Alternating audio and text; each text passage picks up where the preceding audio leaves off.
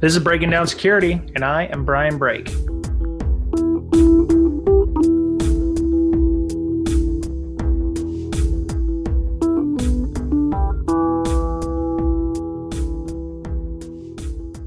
Welcome back, listener. This is Brian, and as always, my colleague, my co-host, the TARDIS to my Doctor Who, Mr. Betcher. What's going on, man? Oh, not much. It's been a very busy week. How's your week been? So far, so good.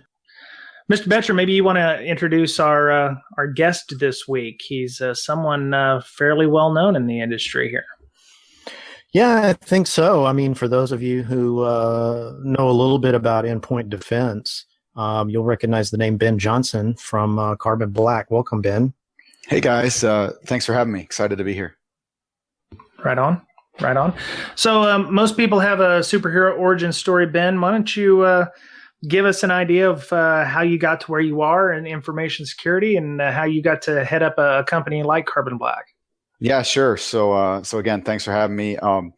My story into security. So I was always a computer science guy, right? But my story into security is pretty funny. I was at the movie theater watching a movie called Enemy of the State that I'm sure every listener has seen several times, and I'm like, wow. I'm like, this looks pretty cool. And so pretty much the next day, I sent my resume into NSA, got accepted.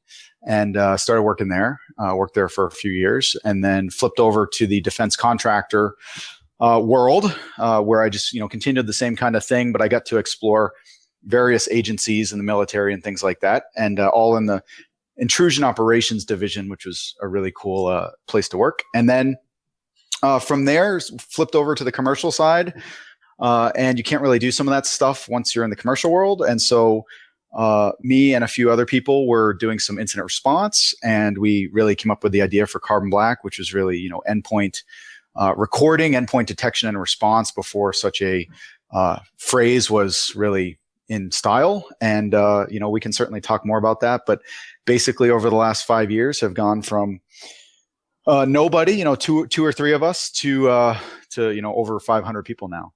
And we merged with Bit9 in 2014. So yeah, pretty crazy ride. My current role is chief security strategist, and I've done 300,000 miles in the last 2 years, flying all over, talking to individuals like you guys, and certainly a lot of companies and other partnerships, tech companies where we integrate with, and people like that. So it's been a wild ride. Excellent.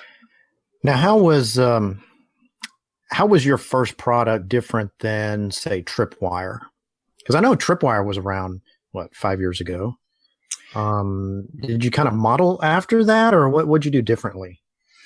Yeah, so we were different, and we really did focus more on recording execution.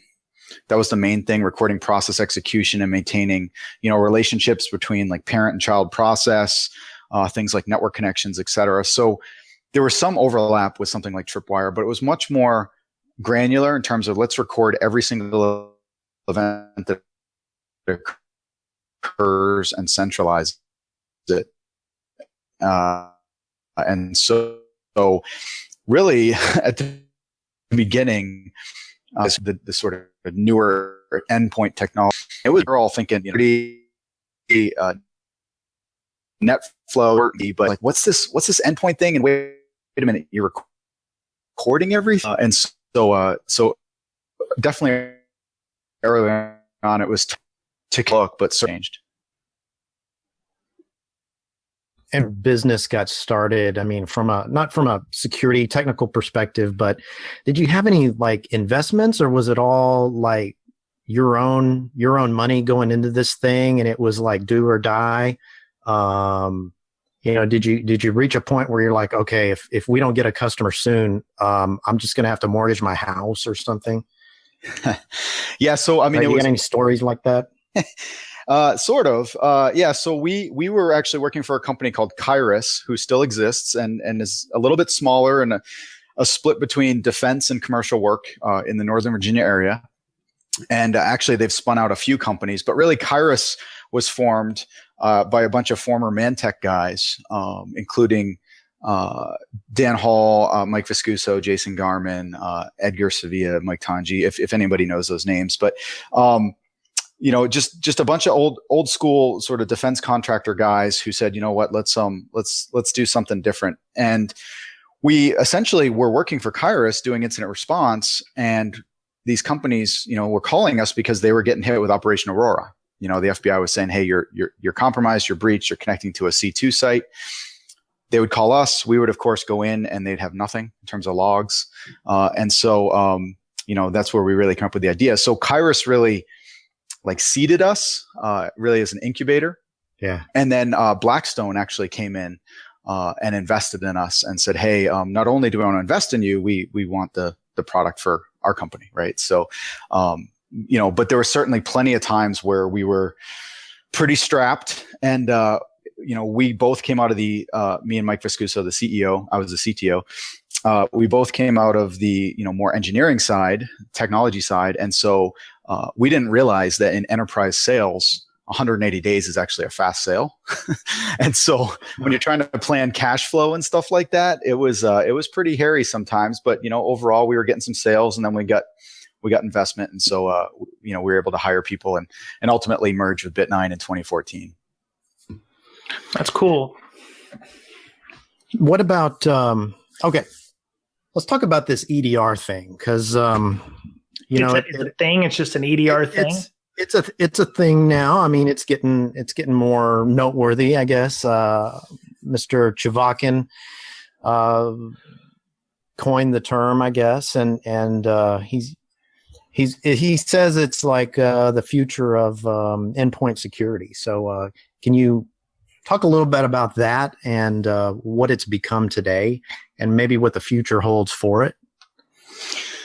Yeah, I mean, you guys are going to have to shut me up because I think I could talk all night. But yeah, I mean, it's a really exciting space, as you guys know. It's really emerging. There's a lot of players, and in general, we're just happy when people are looking at the endpoint and really taking a fresh look and saying, look, just having network security or just having old school, AV is not quite cutting it, right? And that might even be a generous statement.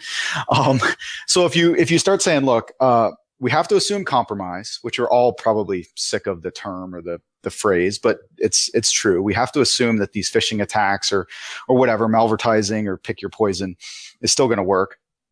So we have to assume that. But then what really takes the most amount of time for your security team when there's an alert? It's the two main things, scope and root cause. Now, there can be all sorts of other things too, right? But is this patient 0 or is this patient 20? And then also, how did they get in? And so if you're not starting to think about having more of that context, that visibility at your fingertips, so you can rewind the tape and see what happened, and again, see, is this, again, patient 20 or patient 0, you're falling further and further behind. And so you combine that also with the deteriorating perimeter, suppliers, contractors, vendors, roaming users, everyone's going out to coffee shops or airplanes or whatever. And so really you have to think about your employee assets, your employee laptops and things. And so that's really where things are now. This notion of recording and tying in detection through threat intelligence or these patterns of attack or whatever you want to call them. Everyone has a slightly different term, TTPs, et cetera. You start tying in these things in addition to the response that we talked about. You tie in some capabilities around remediation or cleanup. You start talking about different forms of prevention. So you're still trying to block certain things or mitigate at least certain types of attacks. And you really see a convergence happening of all these different relatively new or extremely new endpoint players in terms of, it kind of goes back to the NIST model, identify, protect, detect, respond, recover. You're seeing that all converge at the endpoint. And so if I can sort of, give you the bottom line or the, TLDR, it's really around being able to take action quickly, tie in things like either threat intel or other products you have, and then really start doing things like adding APIs or tying in scripts and other automation, right? So it's just all of these cool things for us to talk about, and they're all happening on employee laptops. Wow. Yeah, because the laptops are getting much more powerful, and you're much more able to do these sorts of things today, and they're much more vulnerable as well, because employees inevitably take the laptop home and then they start doing all their home stuff on them, whatever they do, Facebooks or whatever. It's not like their desktop is safe and secure inside your corporate network. It's at their home. Now, you mentioned, if I can take a small tangent, you didn't seem to like network security too much when you were talking about building your company or whatever. Is network security sort of on the downturn because of this whole encrypt the internet type thing? Yeah, I think there's so obviously, as everyone would expect, being an endpoint guy, I'm biased, right? I'll say that all day long, but I think there's some validity to it, So you have these roaming users.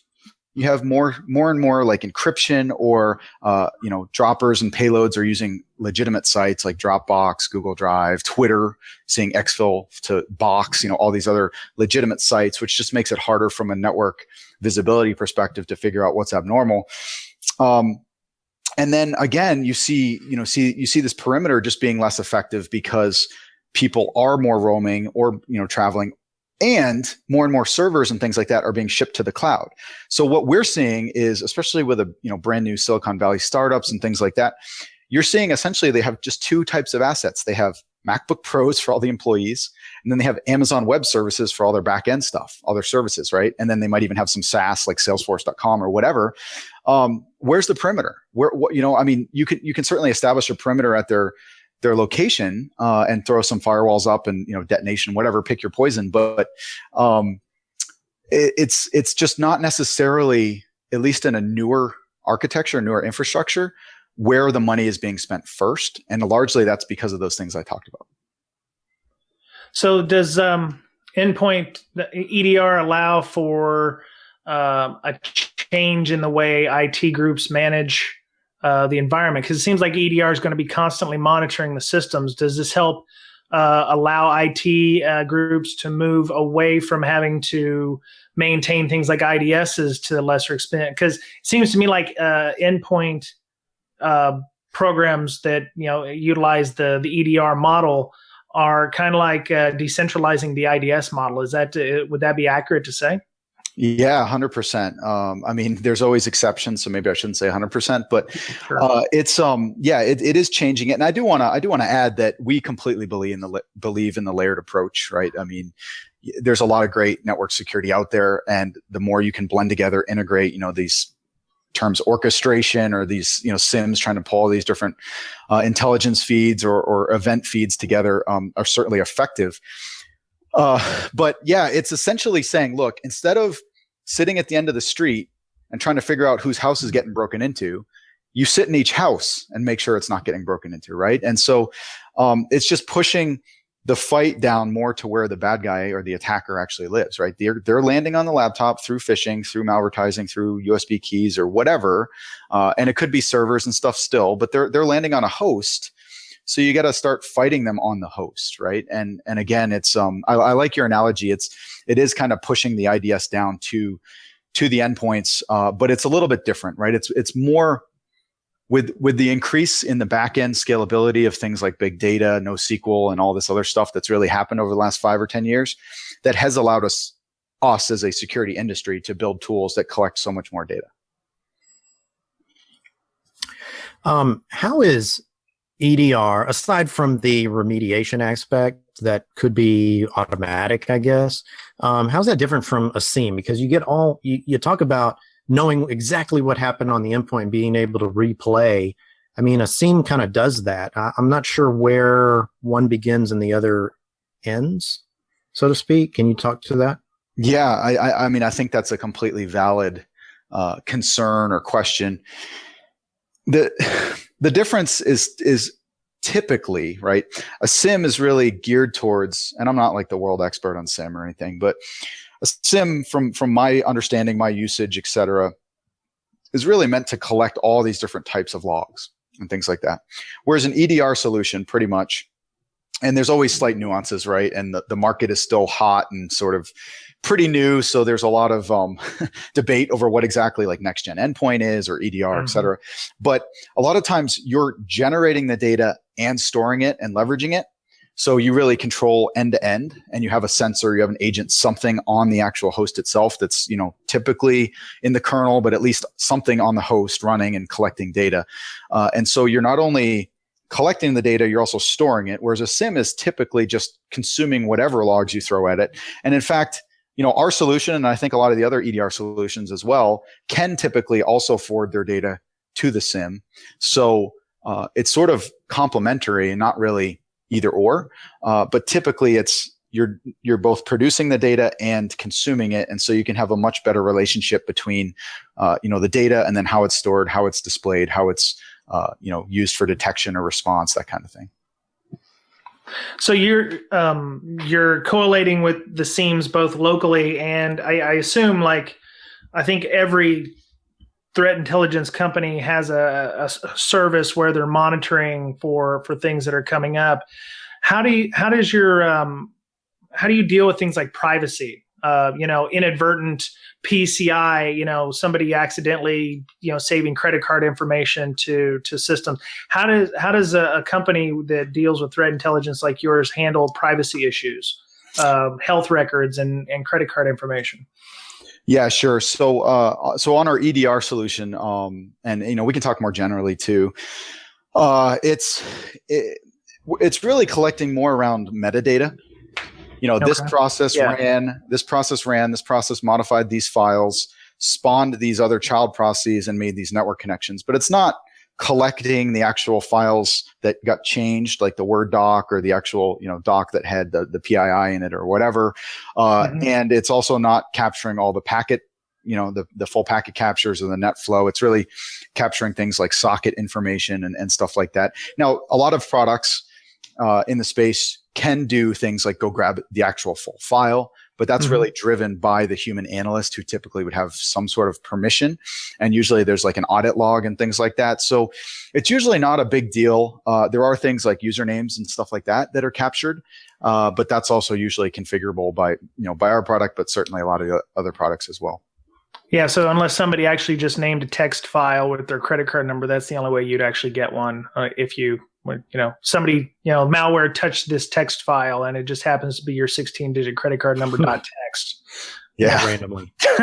Yeah, exactly. You sent me an image here in your slides, and you've got sort of a layered approach, which you talked about. Can you walk us through the different layers and also tell me, how is that different than Gartner's EDR approach, which I believe is prevent, detect, respond, and predict, right? Yeah. So sort of a circular model, right? Yeah. This is great. And actually, so this layered approach concept, I'm really trying to. So I have the benefit, we'll say, of doing a lot of thought leadership talks and just going to summits and conferences. We're at the Threat Hunting Summit, and I'm hopefully coming to the DFIR Summit and stuff like that. But I get to talk more generically and more just security, right? Which is awesome. But I've been kind of frustrated when I meet with all these companies and frustrated because it's just looking at like market segments, or, hey, I got to buy an endpoint product, or now I have to buy a DNS product or a network detonation product, which is, I get it, right? Don't get me wrong. I get it. But can we instead think about it like in capabilities? And the capabilities might span multiple products. But if we think about everything in capabilities for our overall team, like, can our team do X and can our team do Y? And in order to do X, we have to, get this product and this product, right? And so the way I've been talking about this, and there's some public talks online that I've done, like on YouTube and stuff, that actually have this slide in it. But you start with visibility.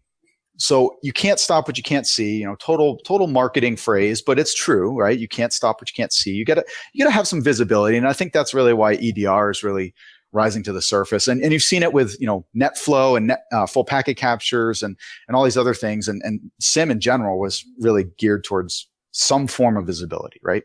And from there, what we typically say is you got to focus then on triage or response, whatever you want to call it, and remediation.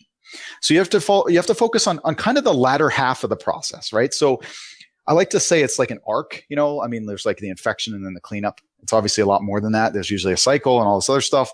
But if you think about the arc and you think about, and I'm on this kick now with economics, right? You think about, you have a certain amount of supply of response time, right? So you have a certain amount of supply of response time, and that supply is in very short demand. And every detection event is, or sorry, you have a, yeah, very, what did I say? Yeah, you have a short supply and it's in high demand. Yeah. So every detection event is demand for response time, right? And so you have to get the back end, the supply of your time better, because we're all too slammed with alerts and events and false positives and just time wasted on whatever, right? So you start figuring out how to improve your response and triage, your recovery, your remediation, whatever you would do there. You might still reimage, but you gotta get that more effective. And then what you can do is start cranking up the dial on detection. So you increase your supply of time because you're more effective and more efficient, and then you increase the detection now, and you sort of keep balancing those, right? Keep juggling those. And so once you start talking about detection, which is a huge topic, which I'm sure you guys debate all the time, and that could be weeks and weeks of podcast by itself. Oh yeah. But if you just think about it in pretty simple terms, like we do, and most of the vendors, right? You guys are probably saying similar things. You start with IOCs because that's the default kind of currency of threat intelligence, right? Just hook up like tons of hashes and IPs and stuff like that. That's, not necessarily that useful. In fact, oftentimes not useful. But if you can do it in a more automated way, and you can do it in bulk and have relatively easy time changing and inserting new IOCs from, InfraGard alerts, or pick your ISAC or pick your company. Okay, let's do it. Awesome. Great. I don't have to spend human time on it unless there's a hit. Awesome. And then you go up the stack, right? And so we've all seen the, pyramid of pain and things like that. But you go up to like TTPs, or what we call patterns of attack. Every company has its own sort of spin on this. But, it's more of the behavioral things and more of the pattern. What we say is it's the story of the attack. You can swap in and out a character, or if you think about a bank robbery, you can change the ICC host making a network connection. I don't care where the connection is. I don't care what the hash of the binary is. I don't care what version of SVC host, but that story is relatively the same for something like Zeus malware or whatever, right? So you start with processes, dropping executables in user space. I mean, there's a whole host of them. Yeah, I mean, it's there's a ton, right? So the patterns of attack kind of thing, and then so to keep going up, and I know I'm going on and on here, but so you start doing that, and then you start figuring out how can I do that more retrospectively? Another buzzword, but hey, whatever. You start doing it backwards in time. I get a new piece of intel. Well, can I use that, or do I have to just hope that that's valuable going forward? Can I say, have I ever seen this new blog posts, TTPs or IOCs or whatever? Can I go backwards in time? And then also, things like vulnerabilities. Heartbleed comes out. Do I have any sort of visibility data, any sort of context where I can say where in the last 30 days was a vulnerable SSL library used, DLL, whatever, and was anything weird happening around that, right? So retrospection. And then finally, the more exciting stuff where we're trying to get, we and really the whole community, right? Pretty much every vendor now, trying to get people to the higher layers in this slide, and maybe we can show this slide or something, but it's integration. Can I combine all my products? Can I find things where 1 + 1 = 3, or at least 1 + 1 = 2.2, so you get a net win? For example, a binary runs in an endpoint. Can I go detonate it? Or there's a network alert. Can I confirm that with the endpoint, or et cetera? And then automation. Can I use things like APIs or different sources of information coming together and really automate my job? One example I typically give around that is an alert comes in, there's a domain in there. Well, historically, an analyst, and maybe even still today, an analyst will rip out that domain and go to somewhere like GoDaddy or Whois or whatever and see the age of the domain. But there's no human mind required there. The human mind should be used for the critical thinking, the analysis, not the retrieval of information, right? How often are we waiting on bytes to copy from a memory dump or something, right? That's like such a waste of our time. And then finally, where you're trying to get to, and it's again a buzzword as well, but hunting or threat hunting or risk hunting or whatever, but where you're trying to find the stuff that your automated detection, that your technology is not finding. Enabling your team through visibility, through these different types of events and activity. Can your team go look for the abnormal stuff that just isn't being alerted on? Can you tell me, explain a little more about the automation in API? I mean, can you give me an example? Yeah. So API automation. Yeah. So there's a lot of great stuff going on. There's a whole market now that's spun up called orchestration. You're seeing the SIM guys like IBM and Splunk. I think maybe even like Logarithm or Alien Vault. I forget all of them, but a lot of them are spinning out these even like app stores where they're really trying to get this automation or orchestration. But what I mean by that is, let's say an alert comes in. Instead of going to an analyst, the alert goes into some sort of system. We'll call it orchestration system, right? And then let's say that alert comes in, that orchestration system, before a human ever sees it, will say, okay, well, what happened on the endpoint at this time? Okay, well, now let me go check the history of this device. What kind of device is it? Who is it? Is this the CFO or the intern? It starts to pull in all this information, get really more enrichment type of thing. And then finally pop out as this much better alert, hit a human's desk or analyst desk at that point. And then, assuming it's a valid alert, some of these APIs, you can also take action. So then you basically say go, and it could say, oh, go terminate the process, or go dump memory, or go lock this machine down, or go reset credentials, or whatever, right? So it's kind of this combination of information retrieval through APIs and the ability to take action that so many products across the whole stack now, you can do one, the other, or both. Mm-hmm. Okay. So I have a question about the endpoint response stuff. Is there anything that we can do before we have to get an endpoint device? I mean, we talked about app locker. We talked about software restriction profiles.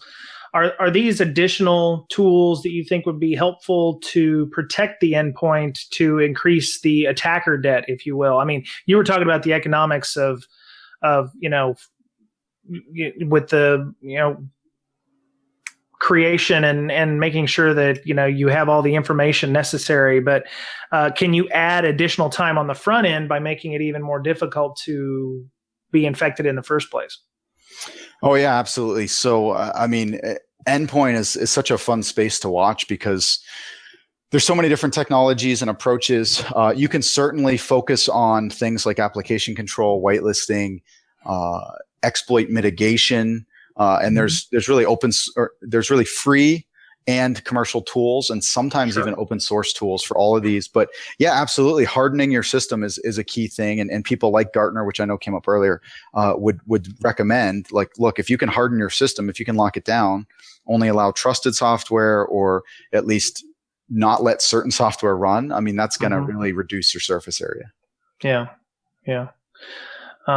Their graphic is quite cyclical. Kind of reminded me of the software development life cycle, where you're constantly improving the process. It seems like they love that process improvement thing. So you go prevent, detect, respond, and then you're updating the signal or the information you're getting to further hone the attack or what's going to be attacked, or that kind of thing.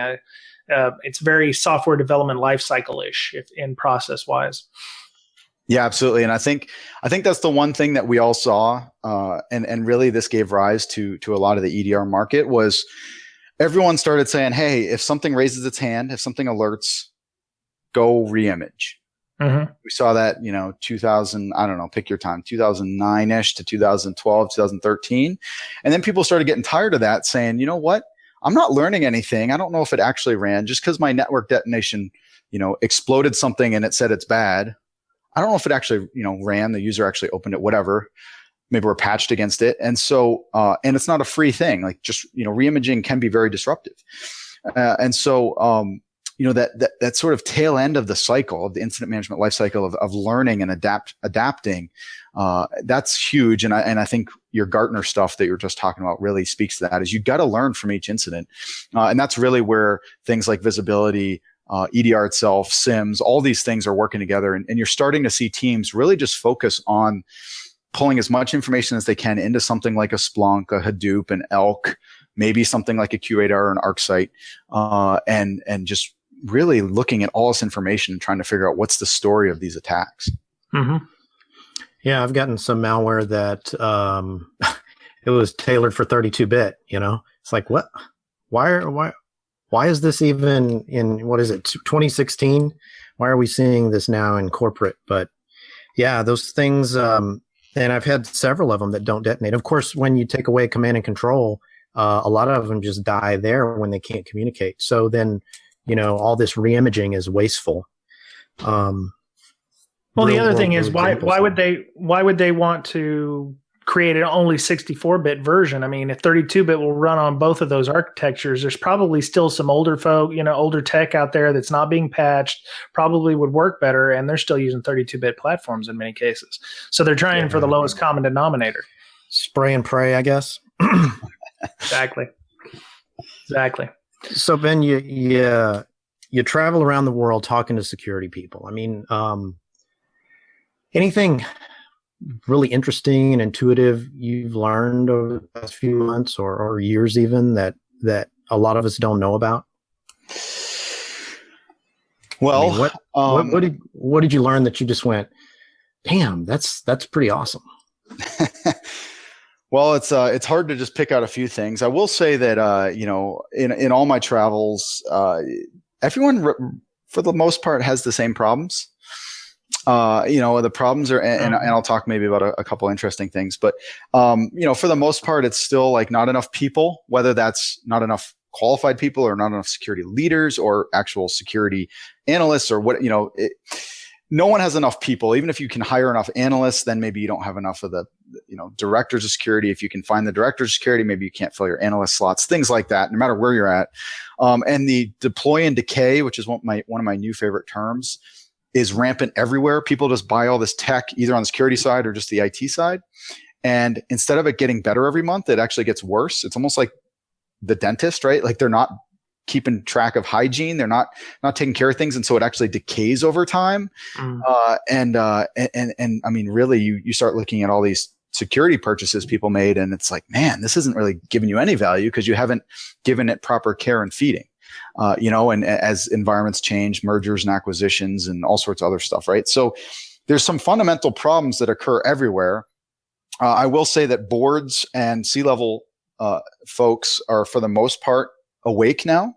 There are some countries and places like that where there's absolutely no disclosure and they just sort of think, well, we're not hearing about anything, so we don't have a problem. But in the US, people have pretty much accepted they have to spend on security, at least, get some people and think about the problem.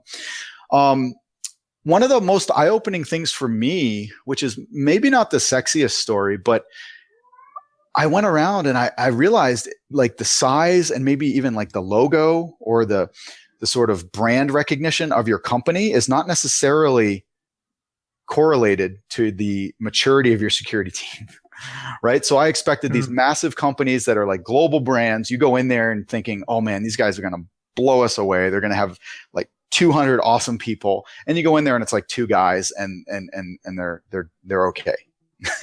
And then you go to this small shop and it's like also two guys that are great and they're only managing like 1,000 computers, right? So I think that was really eye-opening. I think there's still just a lot of uncertainty about what to invest in and then how to measure their investments, both from people and actual technologies.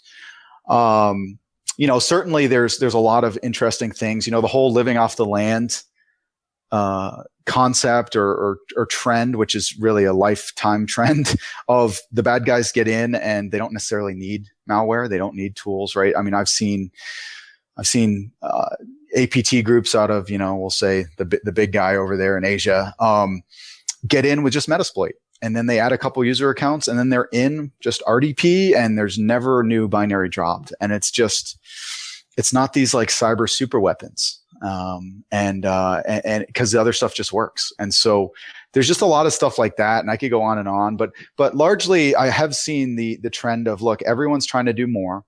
They're trying to either build or buy these, orchestration systems or automation type capabilities, right? Either through their own scripts or actual commercial or open source offerings.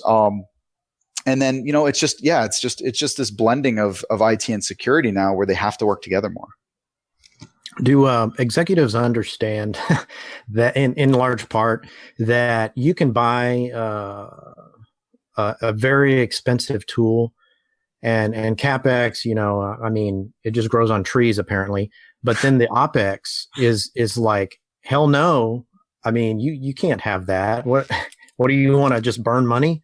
Right. So, and so I see companies buy these huge expensive tools and then they put, dude who's never done much of anything security wise before, you're in charge of that now. You're a smart dude. Go for it. No training, and here you're spending half of your security budget on this one tool and you put new guy on it, right? You see a lot of that. And does management understand that that's not the right way to do things? Yeah, I mean, I guess I sort of have the pleasure or maybe not of talking to so many different organizations that I see it all. I think it's a mix. I think I was just at this Miami event the other day and on a panel and sort of the summary at the end when we were giving all of our conclusions, our main points, me and the panelists were saying, look, it's all about people. You got to focus on at least getting one or two or, as many as you can get, but like solid people, and then start supplementing them with college hires or whatever. If you can, again, get all solid people, experienced, whatever, like out of Intel community, law enforcement, or just experienced, security guys, do it. And then focus on the technologies to make them better.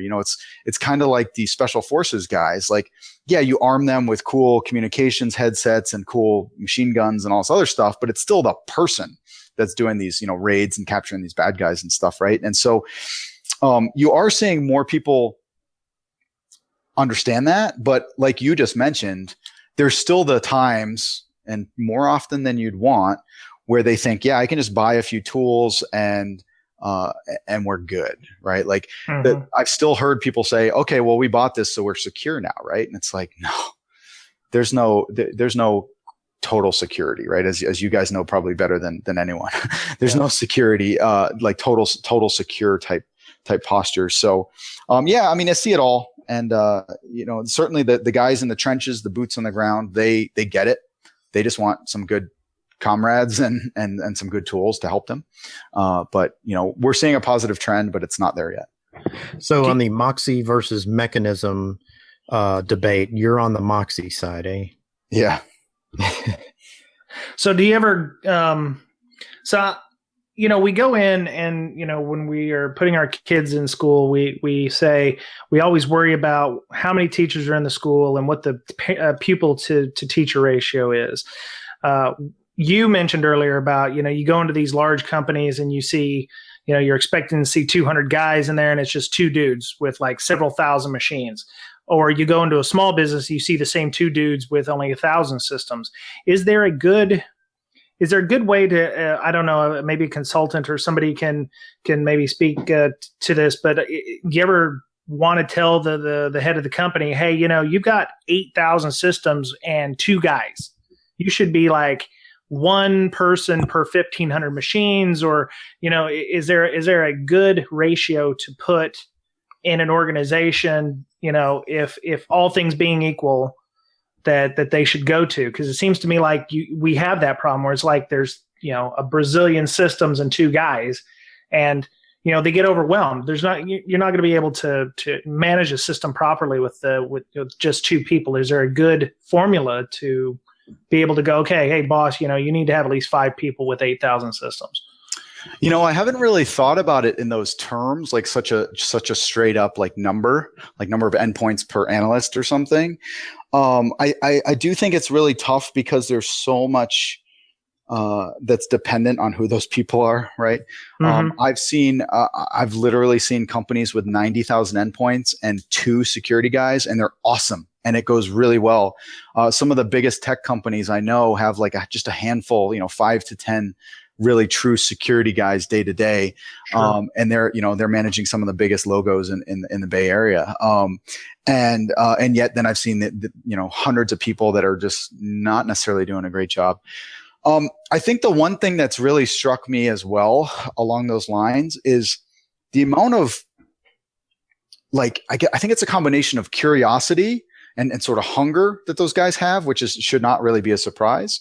Sure. But also the amount of like development, like software development those guys are doing. And it's not necessarily like they're software engineers. In fact, I don't think anyone I've ever met in this role as a cyber defender who's doing some coding was a full-time software engineer before that. Typically they even have like a non-CS degree, but the amount of time these guys are spending just writing some scripts or, writing some jobs to run that just help automate some of those things that take up a normal analyst's time or help them pull together some of this information or stuff like that. That's where I've really seen teams get that leveraged effect where maybe they have thousands, tens of thousands of endpoints and only a few people, but they've written custom, Splunk apps and they've done all this other stuff. And you just see such a huge improvement in their overall defense. So it's not just necessarily, throwing people at something. There is some automation that can help, replace a person in many cases. And sometimes it doesn't take a $500,000 application. It could be just a shell script or a custom Splunk query or something.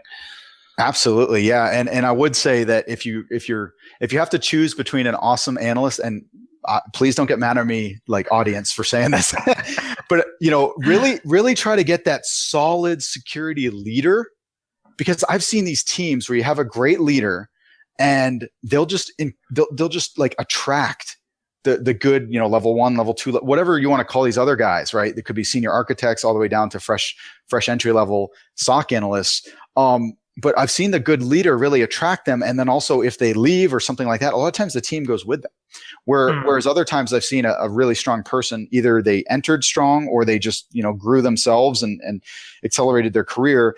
And if they didn't have that strong leader, and this probably just sounds like common sense, but they get kind of tired of it and they leave. And, I was actually thinking of doing a blog post here in the near future on, I'm seeing a lot of just contacts I've met leave individual companies and go work for vendors or service companies or whatever, where they feel like they can have a much bigger impact rather than defending one environment 365 days.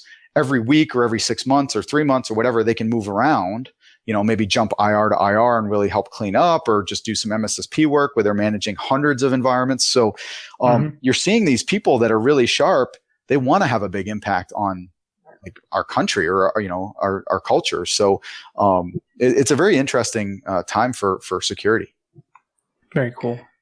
You mentioned earlier, you really need to find out these two things, scope and root cause.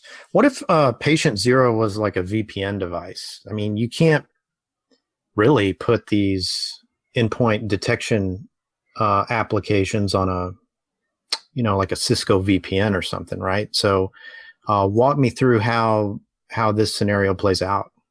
Yeah. So I will say that a lot of the vendors now, if they're not already doing it, they're at least moving in the direction of supporting, Mac, Linux, maybe even mobile OSs. So there's a bigger percentage of your environment that can be covered.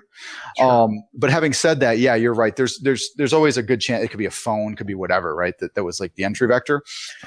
At least right? At least you can walk back and say, hey, I saw this connection from this other guy. Like, why is the phone logging into, what I thought was patient zero, but I was able to track it back and now say, well, wait a minute, right before this activity happened, the user account that logged in came from a phone or came from a VPN device.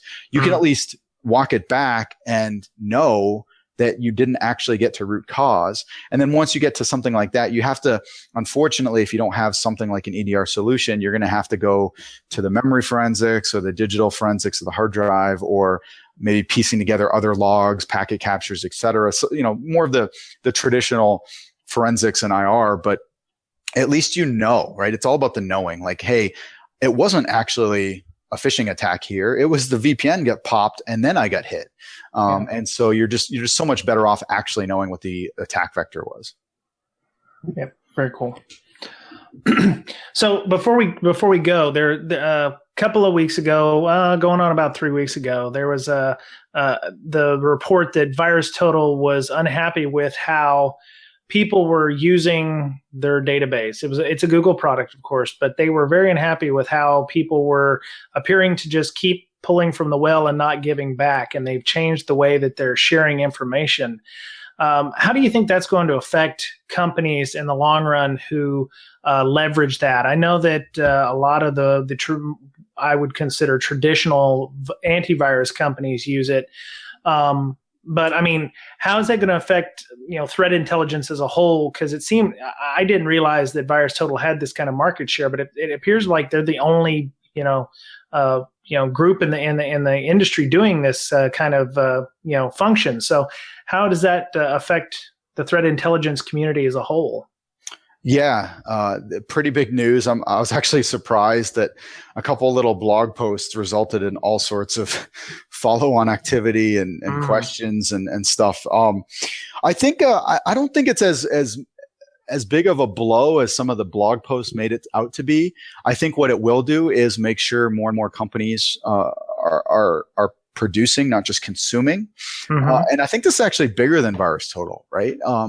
And I mean, we can stick on the VirusTotal topic in a second, but I think it's bigger than that, where it's not just companies, like pretty much anyone in security now is all about consuming intel, right? And what's the first thing that's going to sort of get kicked off your plate if you're busy, which all security guys are? It's pushing the intel back. I mean, we all want to share, we all want to help everybody, right? Competition, whatever. We want to help each other be more secure. The sort of, multiple retailers who compete, their security teams are going to work together if they can, right? And so we want to help, we want to produce, we want to share. Everyone wants to do that. But I think there's still this notion that for every, one piece of intel you consume, I don't know what the actual empirical data would say, but let's say you're consuming 10 pieces of information, or even 100, right? It's a pretty big statistic on the side of consumption over production. And so if you go back to VirusTotal, I think it's the same kind of thing, where you're just going to see more and more companies just having to contribute more, help more.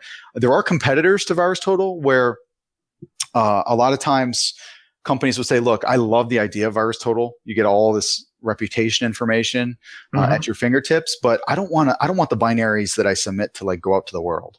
Sure. And so there are competitors of it that are a lot less well known.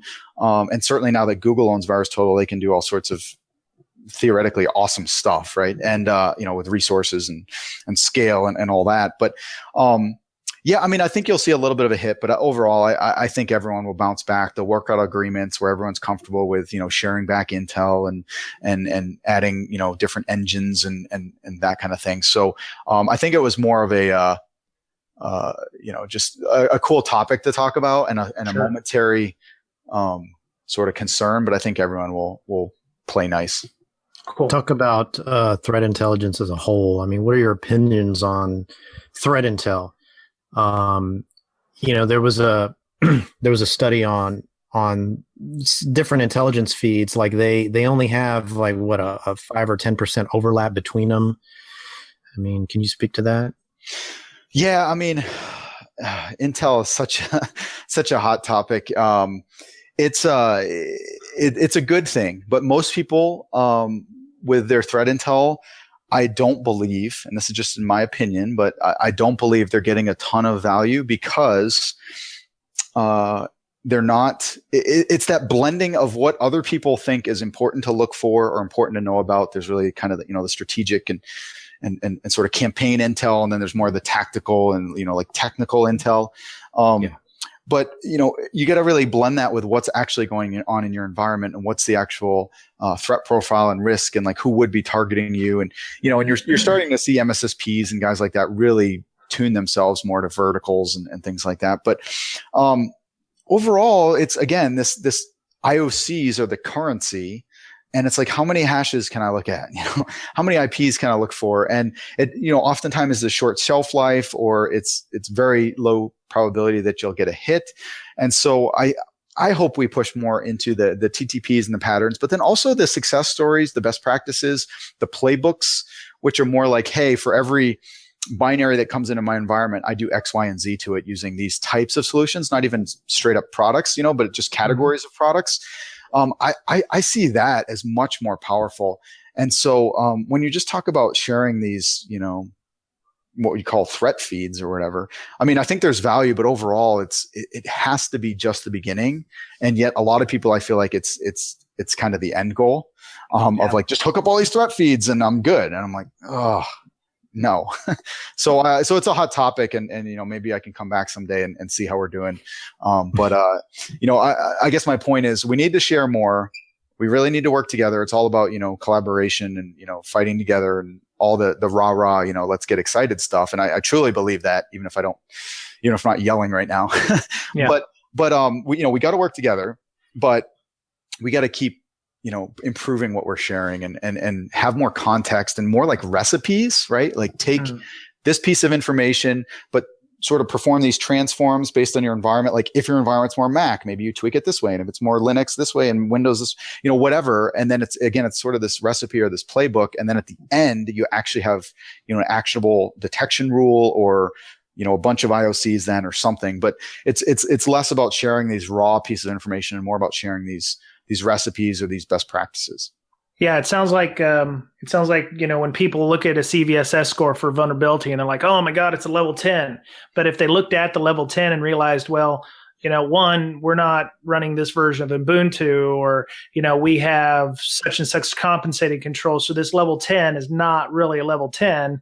We shouldn't treat it, thusly. Even like the recent named vulnerabilities that have come out that they have a high CVSS score, but if you have controls in your network and more importantly what those are and you have some, you can mitigate a lot of the risk. So taking raw threat intelligence data is great. Oh my God, we're a bank and they're attacking banks, but if they're attacking certain parts of financial institution that you have no access to, or the say Drydex or something only hits certain people or certain platforms, then if you're not running those platforms, then that really doesn't make any sense for you to throw up a big red flag for.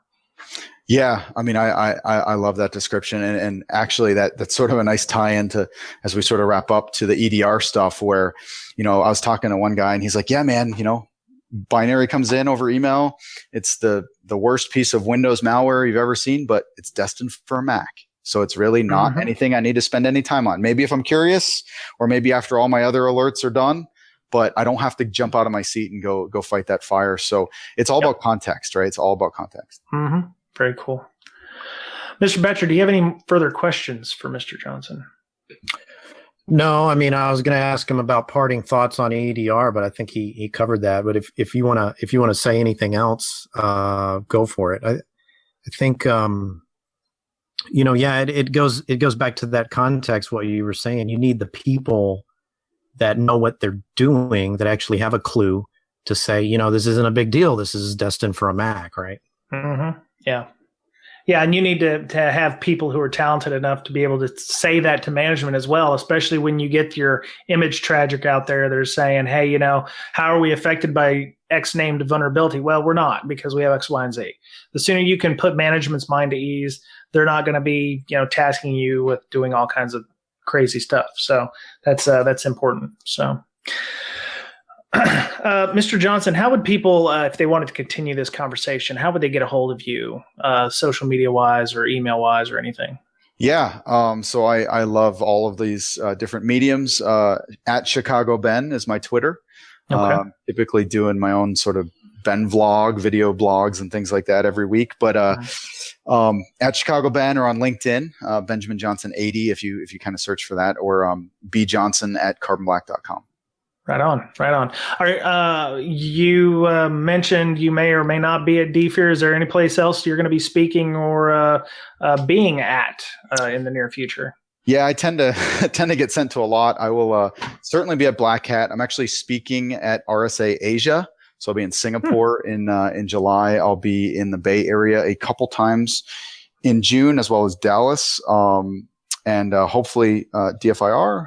Rob Lee is a good friend of mine. We actually used to sit next to each other at Mantech, so it's all a little incestuous community. Right on. But yeah, I mean, I'll probably run into you guys, both you guys and your listeners at some point, because I tend to jump on a lot of planes and visit a lot of conferences. So very cool. Mr. Betcher, as always, how would people get a hold of you if they wanted to? You can get a hold of me at my Twitter, which is at Betcherpwned, BOETTCHERPWNED. Right on. So the official Brakesec podcast is at Brakesec, BRAKESEC. And you can follow me personally, Brian Brake. I'm at Brian Brake, BRYANBRAKE. So, we've been doing the DerbyCon thing for 2 tickets to DerbyCon. Our CTF is going like gangbusters. We've probably added a few more people to stage 3. If you're wanting to join that, it's not a typical CTF where it's first to the end. You can hook up with our May 1st podcast, and that'll give you the location to the first clue. You can get to the second clue up to, and then all the way up to stage 3, which the next one will happen in mid-June. So, right now we've got about 5 or 6 people who are gonna, get a free ticket to DerbyCon of all things, sold out DerbyCon. So, if you are even half interested in going to DerbyCon, hook up with that CTF. So. The other one is, of course, just a regular straight up drawing. If you support us on our Patreon at $20 level, you'll be able to get an entry into the drawing. Or if you every $50 you give to Hackers for Charity, you'll get an entry into the drawing. So, So we're on Facebook. We are on LinkedIn. We have a Tumblr. We're on Google Play Store. I'll try to upload this to YouTube. So if you want to listen to it on YouTube, you can do that. We're on TuneIn Radio, Player FM, all sorts of places. There's really no place where you can't get a hold of us. We have a website, www.breakingsecurity.com. If you want to tell us that, this was an awful podcast, or if this was the greatest thing you've ever heard, you can email us at bds.podcast@gmail.com. So that was it, gentlemen, for the week. Ben, it was awesome having you on. Great education for those of us out there who are on the front lines. So, feel free to come back again if you want to. I really mean that. And, I tell all of our guests that, but it doesn't mean it's not true. So you're definitely doing a lot for the industry, and we appreciate that. Thank you. Yeah, this was a blast. Happy to do it again. Right on. Okay, that was it for this week on Breaking Down Security. Have a good time, and we'll talk to you again soon. Bye-bye.